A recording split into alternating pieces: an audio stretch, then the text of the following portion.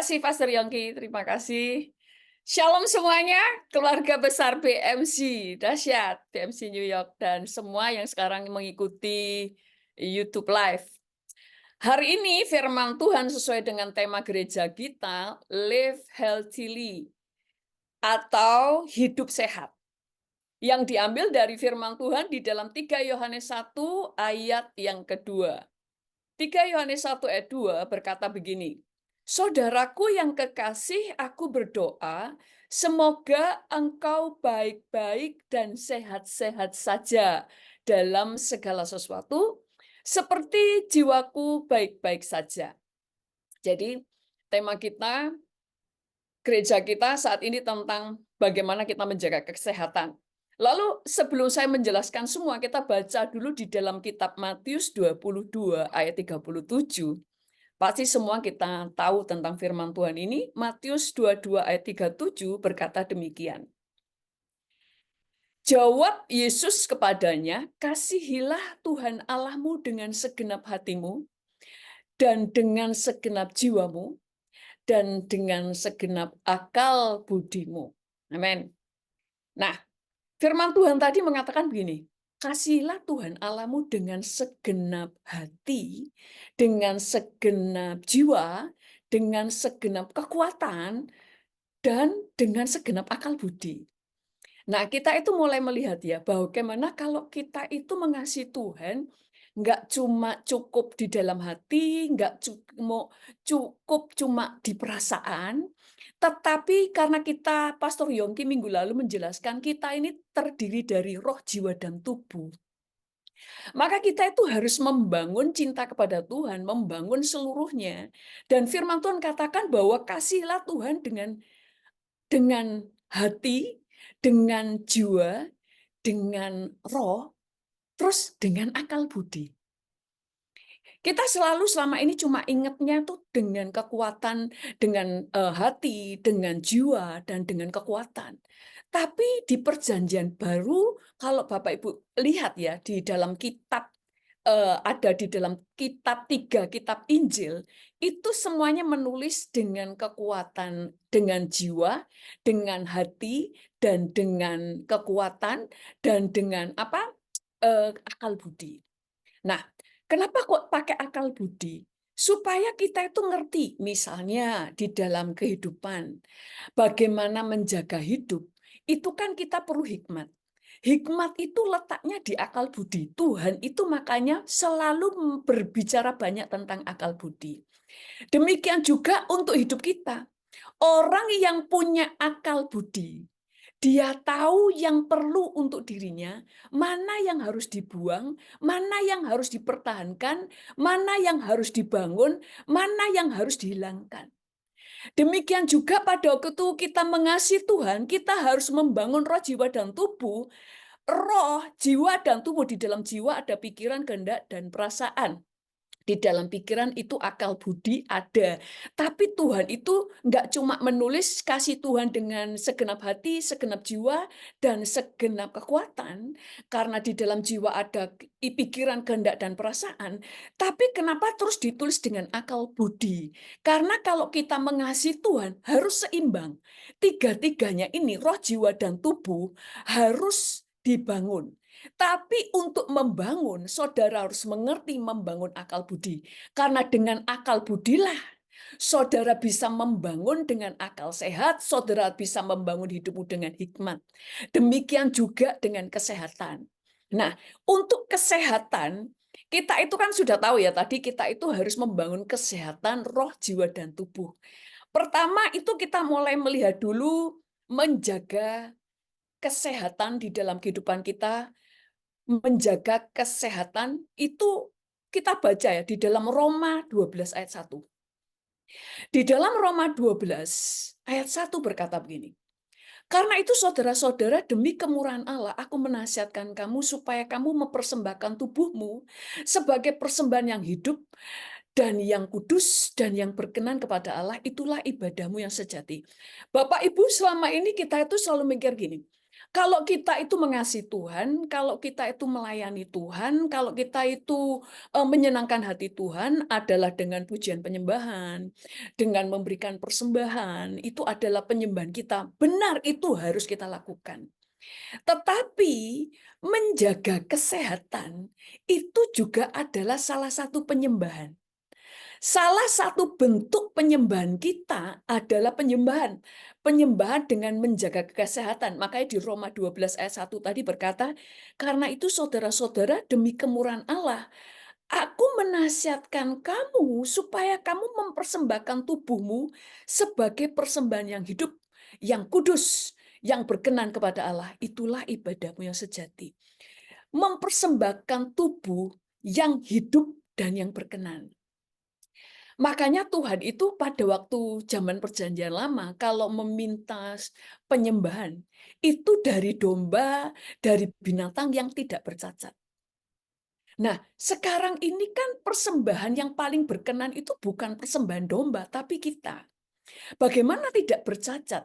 Kita itu mulai belajar mempersembahkan hidup dengan menjaga kesehatan. Kenapa? Karena dengan tubuh yang sehat, kita ini punya kendaraan. Tubuh ini adalah kendaraan. Benar kan? Kita mau kemana-mana, mau lari, mau kemana saja. Ini menjadi sebuah kendaraan yang powerful buat orang sehat. Tapi bagi orang yang sakit, tubuh ini menjadi penjara. Itu sebabnya contoh nih, kalau kita pusing aja, pusing aja. Mau doa itu agak susah karena kepalanya itu muter-muter, puyeng dan sebagainya. Itu saja menjadi penghalang. Kayak saya waktu mau khotbah aja, zamannya di New York, di BMC juga begitu kan, pernah sampai harus makan permen. Batuk aja itu menghalangi untuk khotbah dengan lancar. Sampai saya harus makan permen. Pernah loh saya khotbah, waktu WL, ketelan, gluk gitu kan. Puji Tuhan itu nggak choking, nggak apa-apa, langsung bluk padahal permennya gede itu langsung masuk. Puji Tuhan langsung terus. Saudara, hanya karena batuk itu aja sudah mempengaruhi segala sesuatu. Itu sebabnya kenapa si Daniel sama Tuhan Yesus itu juga menjaga tubuhnya. Karena dia tahu waktu dia sehat, dia bisa mempersembahkan hidupnya lebih maksimal. Karena dia bisa melayani Tuhan dengan lebih maksimal. Jadi penyembahan kita itu bukan cuma perbuatan baik, tidak berbuat jahat, dan sebagainya. Pujian penyembahan, saya datang ke gereja. Tapi menjaga kesehatan adalah salah satu penyembahan. Kenapa? Iblis itu suka menghancurkan tubuh manusia. Makanya sekarang ada drug lah di Amerika, orang yang ngerokok ganja, ya kan? Apa itu istilahnya, nyimeng atau apa saya nggak tahu, pakai ganja. Kenapa? Karena iblis mau merusak segala sesuatu. Ada orang yang mabuk sampai di Indonesia ini terkenal ya. Mereka semua pada bilang, loh di Amerika itu banyak itu ya orang yang sakau itu ya, yang orang-orang di video ya. Saya bilang itu sih di Philadelphia, nggak di semua tempat. Tapi kenapa terjadi? Karena kalau mereka sudah rusak, otak mereka sudah rusak, akan sulit untuk mereka itu dipakai Tuhan untuk melayani orang lain. Karena mereka aja nggak bisa menjaga hidupnya. Mereka itu nggak bisa berdiri aja, tegak aja nggak bisa. Mereka diajak ngomong aja sudah ngelantur. Itu sebabnya orang yang mengasihi Tuhan akan mempersembahkan nggak cuma roh dan jiwa, tapi tubuh. Tubuh ini adalah dengan menjaga kesehatan. Saya dulu makanya belajar Pastor Yogi, waktu dulu saya bilang, Pastor Yogi kok bisa kurus, ya kan? Ternyata Pastor Yogi bersepeda. Saya langsung minta suami dibelikan sepeda, sepeda itu loh yang di tempat, nggak tahu namanya itu ya. Saya beli, tapi saya kalah dengan Pastor Yogi karena saya nggak disiplin. Pastor Yogi pakai terus, sementara saya pakai cuma di awal-awal saya beli. Selanjutnya nggak pakai. Makanya waktu saya kasih orang itu mereka senang karena masih ada plastiknya, semua masih baru karena saya pakai pada awal-awal. Ini namanya kurang menyembah Tuhan dengan tubuh. Nah, kemudian di ayat 1 Korintus 6 ayat 9 berkata begini. Atau tidak tahukah kamu bahwa tubuhmu adalah bait Roh Kudus yang diam di dalam kamu? Roh Kudus yang kamu peroleh dari Allah dan bahwa kamu bukan milik kamu sendiri. Kamu itu bukan milik kamu sendiri. Itu sebabnya pada waktu kita menjaga tubuh kita, itu artinya kita hormat kepada Tuhan. Karena kita tahu kita sudah ditebus dengan darah yang mahal, artinya kita ini milik Yesus. Karena kita melihat kita ini adalah milik Yesus, kita merasa bahwa aku ini cuma tugasnya menjaga, karena ini tubuhku bukan milikku, tapi milik Tuhan. Itu sebabnya sebagai orang yang bersyukur dan menganggap Tuhan adalah nggak cuma Bapak, tapi tuannya, dia akan menjaga tubuhnya. Lalu di dalam 1 Korintus 3 ayat 17 berkata begini, jika ada orang yang membinasakan bait Allah, maka Allah akan membinasakan dia. Sebab bait Allah adalah kudus dan bait Allah ialah kamu. Kalau ada orang membinasakan tubuh atau membinasakan bait Allah yaitu tubuh, maka Tuhan akan membinasakan dia. Dulu ada seorang bapak ya, di New York, dia itu suka ngerokok, sudah tua saudara, umurnya sudah hampir 80, tapi ngerokok terus. Ditegur berkali-kali nggak bisa. Akhirnya dia sesak, nggak bisa nafas. Tiba-tiba dia nggak bisa nafas, terus hampir mati. Di situ dia langsung ngomong, Tuhan aku tobat, aku tobat, aku tobat. Dia sampai bilang, waktu sudah diperiksa sembuh, walaupun nggak bisa kembali normal, itu dia ngomong kapok, dia bilang saya sudah kapok itu karena di dadanya itu kerasa panas, udah panas, sesak nafas, nggak bisa nafas, itu setiap nafas ini kayak ketarik semua, itu kayak paru-parunya ketarik semua. Dia bilang betapa menderitanya, kan Alkitab sudah ngomong kalau kamu membinasakan tubuh, aku akan binasakan kamu. Artinya kamu harus bertobat dari apa yang kamu lakukan karena tubuhmu ini milik Tuhan. Itu sebabnya kita menjaga tubuh kita supaya kita tetap sehat. Terus mungkin ada yang ngomong, loh, tapi kan kadang orang menjaga kesehatan tetap sakit. Yang penting bukan salah kita. Kita artinya bertanggung jawab dengan semua yang Tuhan percayakan. Urusan ternyata ada sakit, satu, kalau itu bukan kesalahan, berarti Tuhan izinkan. Yang artinya lewat semuanya itu Tuhan akan dipermuliakan. Karena kalau bukan salah kita dan itu terjadi, Tuhan yang bertanggung jawab. Karena Tuhan sudah tahu kita bisa dipercaya. Kemudian menjaga tubuh, kayak tadi saya katakan bahwa Daniel dan Yesus itu menjaga tubuhnya. Makanya Yesus itu dikatakan dia makan ikan goreng kalau di dalam perjanjian. Kalau di dalam terjemahan bahasa Indonesia, itu di dalam Lukas 24 ayat 42 berkata begini. Lalu mereka memberikan kepadanya sepotong ikan goreng. Padahal di terjemahan aslinya, termasuk di dalam terjemahan bahasa Inggris, dikatakan a broiled fish atau seekor ikan panggang.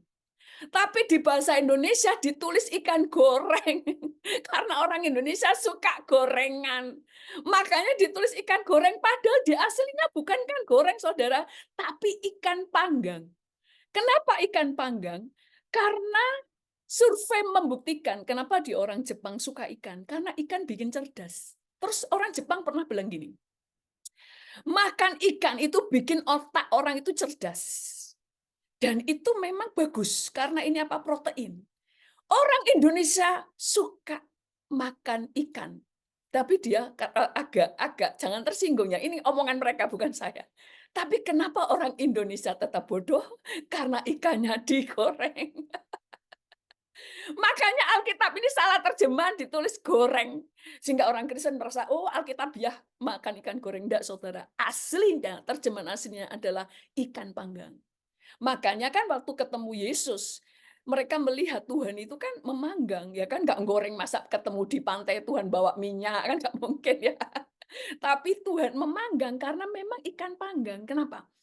Yesus itu menjaga tubuhnya karena dia tahu dia harus pelayanan, dia banyak jalan ke desa, dia banyak jalan supaya dia tetap kuat. Bahkan waktu disalib, dia dalam keadaan tubuhnya sehat.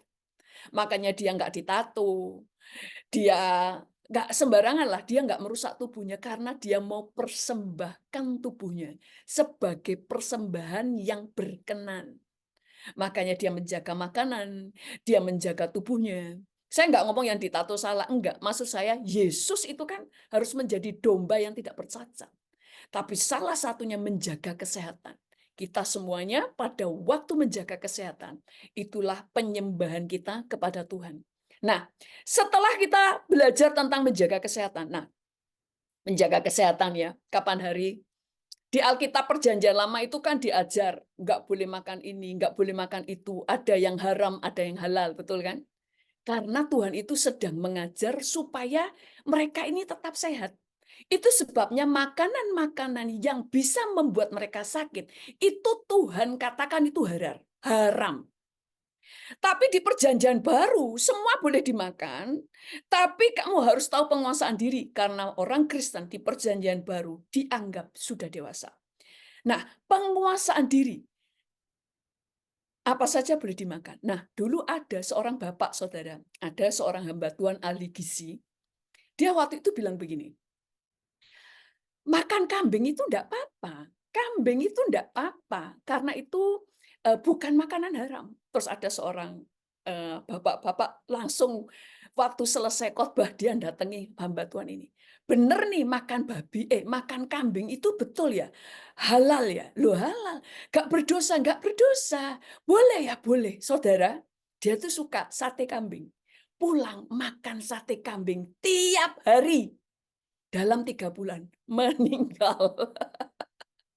Langsung hamba Tuhan ini bilang ini, aku harus ngomong dengan benar. Ngomong harus ada embel-embelnya. Penguasaan diri, jangan berkelimpahan, jangan serakah. Makanya Alkitab berkata, kalau nafsumu besar, nafsumu, taruh pisau di lehermu.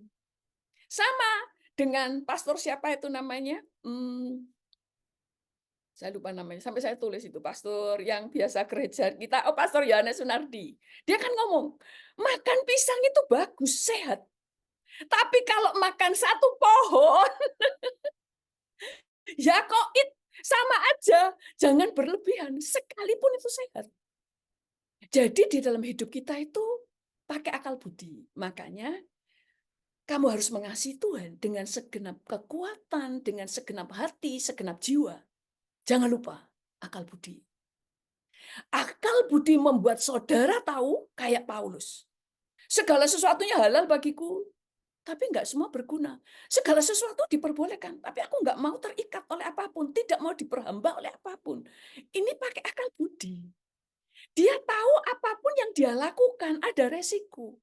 Ini pakai akal budi. Olahraga, bagus. Tapi kelebihan olahraga juga nggak bagus. Diet bagus, kelebihan diet juga tidak bagus. Semua harus ada penguasaan diri. Itulah pentingnya akal budi. Kalau kita membangun akal budi, membangun pengetahuan, membangun pikiran yang penuh hikmat, itu adalah salah satu penyembahan kepada Tuhan.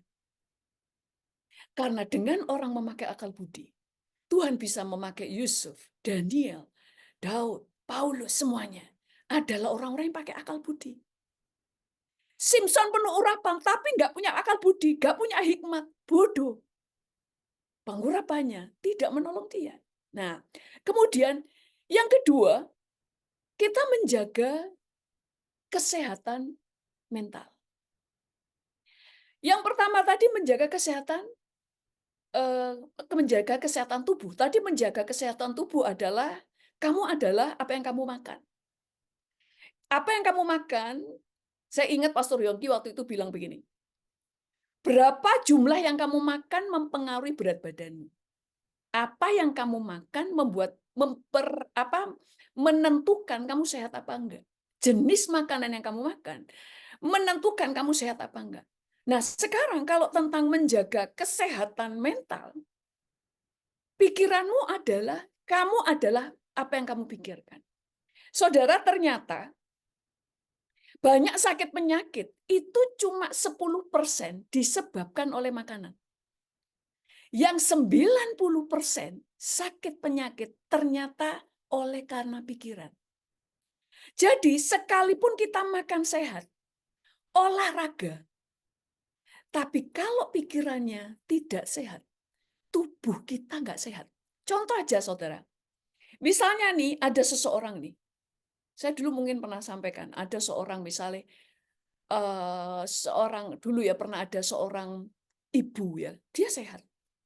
Tapi waktu cuma dengar anaknya kecelakaan, langsung pingsan.